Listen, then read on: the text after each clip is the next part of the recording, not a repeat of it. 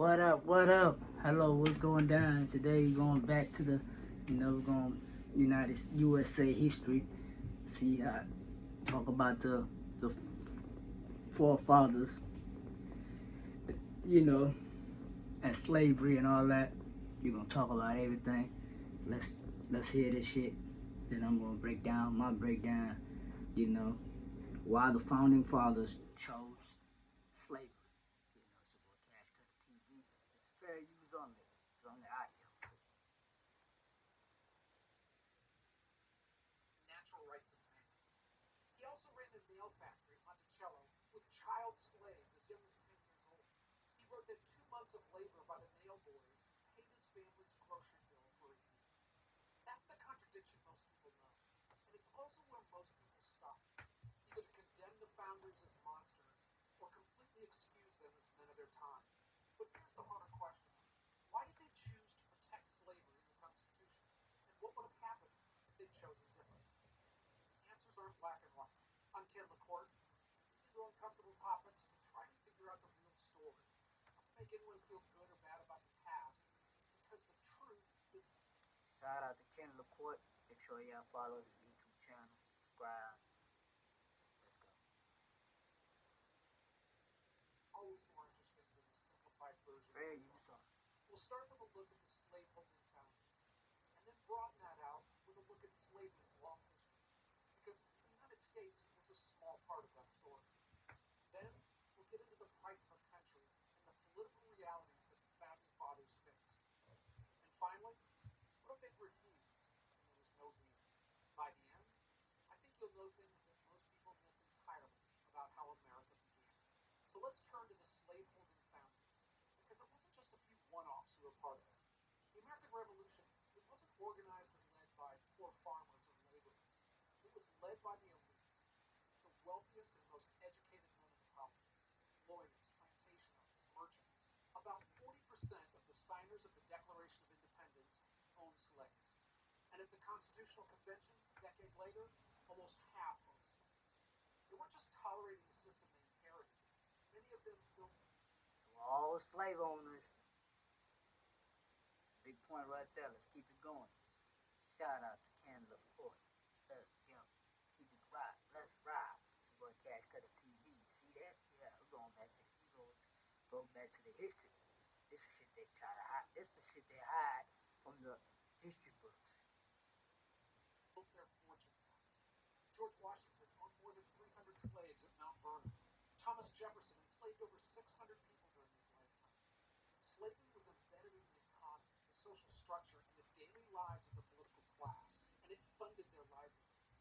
And while slavery operated in the South, The whole economy, U.S. economy, was built off slavery.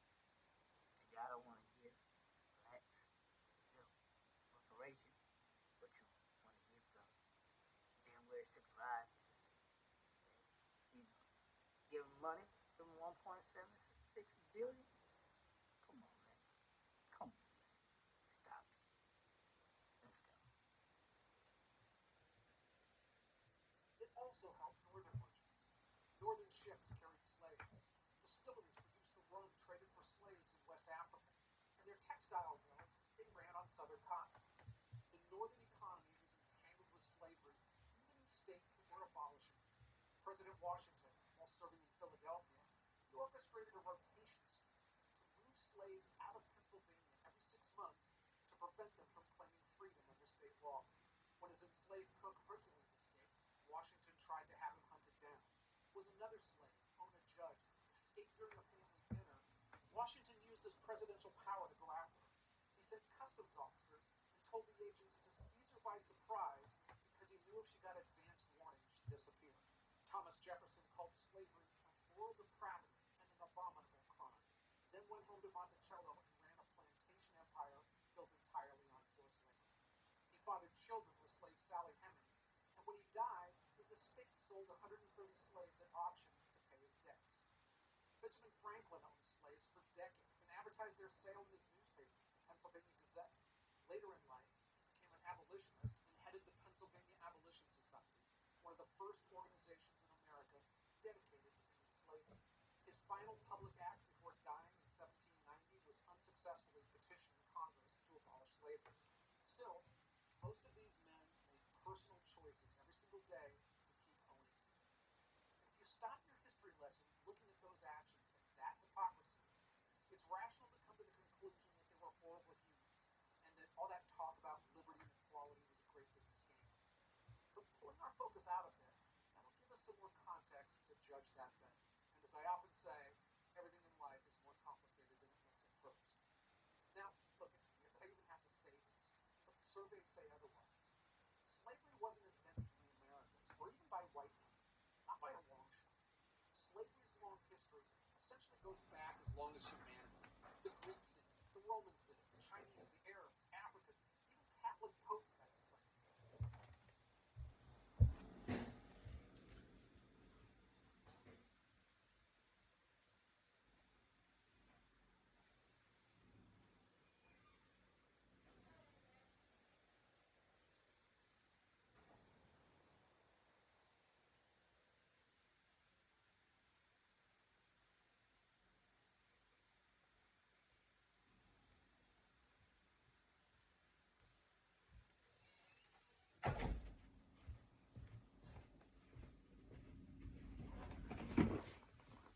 Back.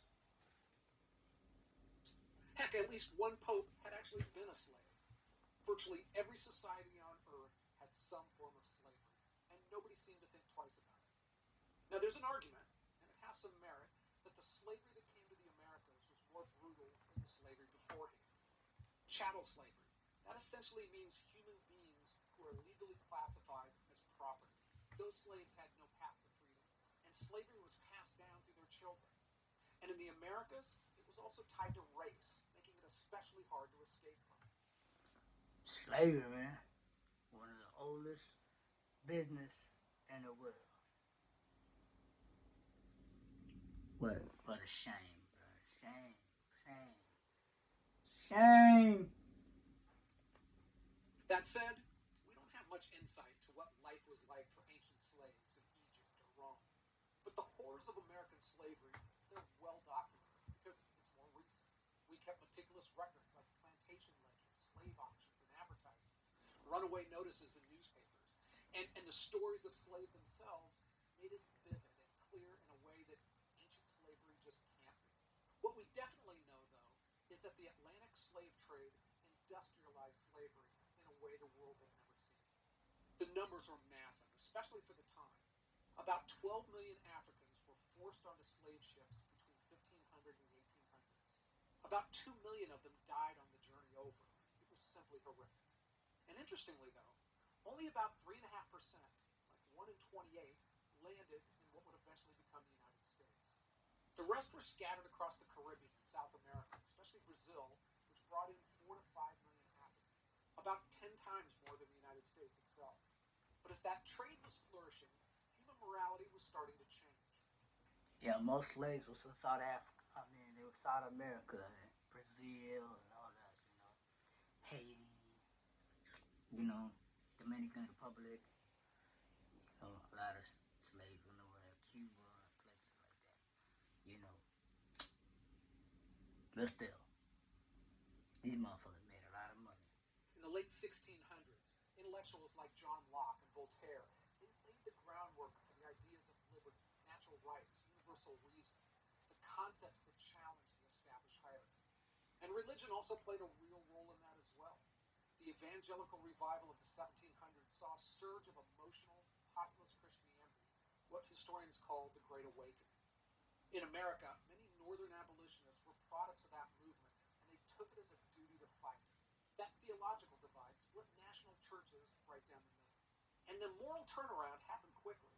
Just a few decades beforehand, most churches were either silent on slavery or totally complicit. And then it wasn't too long before they were sending missionaries to preach against it and organizing boycotts. Of course, very few of the people who supported slavery saw themselves as the bad guys. I mean, people just don't do that. That's not how human brains work. They often cited the Bible as support, from the curse of Ham in Genesis to Paul's letters instructing servants to obey their masters. There was also racial science, which tried to prove that Africans were biologically suited for servitude. And then there was a paternalistic belief that they were essentially benevolent caretakers of a race that was incapable of governing itself. They argued that their slaves were fed, housed, and cared for in old age better than their counterparts across the ocean, and often better than the industrial workers in the North who worked themselves to death with no long-term security. So when the American founders were meeting in Philadelphia in 1787, slavery wasn't just some unique American evil. It had been a standard practice of every major empire and most of the world's economies. The question wasn't whether slavery was normal. It was. The question was whether the new country would be different. And it's also good to remember that essentially everyone, even abolitionists, had views on race that would be considered monstrous today. Heck, Abraham Lincoln, 70 years later at the fourth Lincoln-Douglas debate, he explained that he wasn't in favor of bringing in any way the social and political equality of the white. Yeah, they give a lot of credit to Abraham Lincoln, but Abraham Lincoln didn't want to end. He wanted to end slavery. He wanted to bring the, free them and then make money in the North. Put them in the factories and shit. It wasn't pure from his heart. It's your boy Cash Cutter TV, man. It's going down. I had to give y'all a little breakdown. Shout